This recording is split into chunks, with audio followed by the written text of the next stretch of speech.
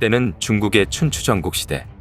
전설적인 목수 장석이 제나라로 가다가 고건이라는 곳에 이르렀습니다. 그 곳에는 한 사당이 있었는데 마당에 큰 상수리 나무 하나가 있었습니다. 이 나무는 수천 마리 소를 덮을 정도로 컸습니다.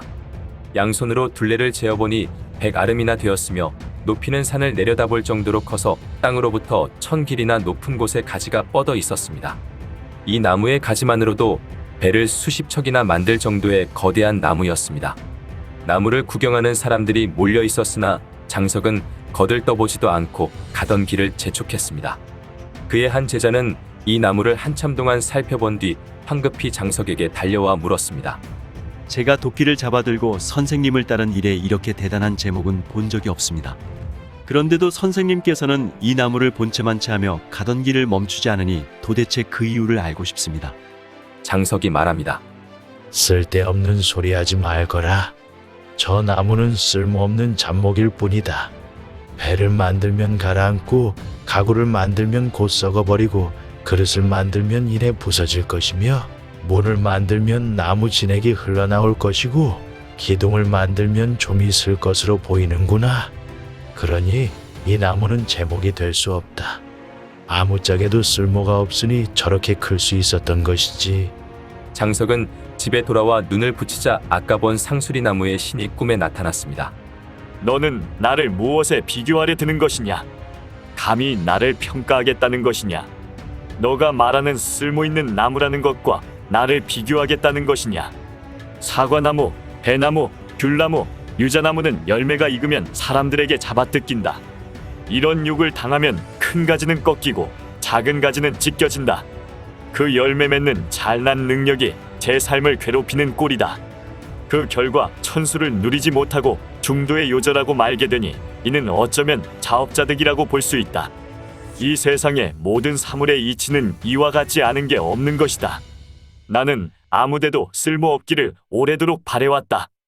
하지만 잘 모르는 사람들로 하여금 내가 쓸모있는 나무처럼 보여 나 역시 잘려나갈 위기가 있었다.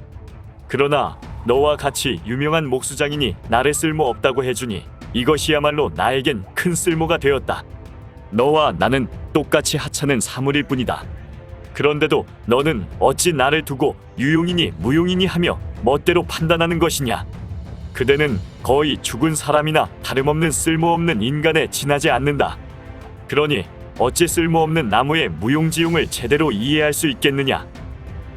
꿈에서 깨어난 장석은 잠시 깊은 상념에 빠졌으며 꿈 내용을 제자에게 알려주었습니다.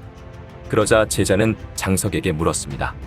저 나무가 애초에 무용을 추구하고자 했다면 왜 유용에 해당하는 사당의 신목이 된 것은 무슨 이유일까요?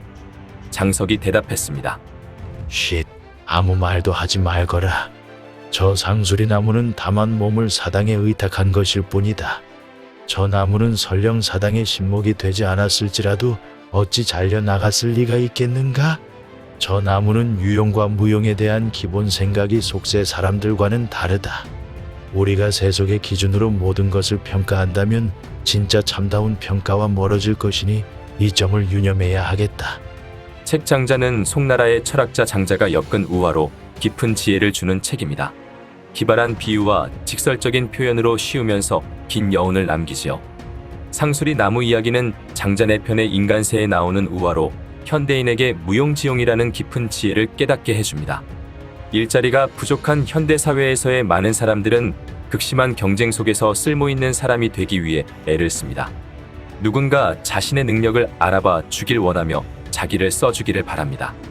그렇게 우리는 내가 원하는 삶보다는 세상이 원하는 능력만을 갖추기 위해 노력합니다. 그리고 내 능력이 세속사회에서 인정받게 되면 평생 동안 자신의 재능을 바치게 됩니다.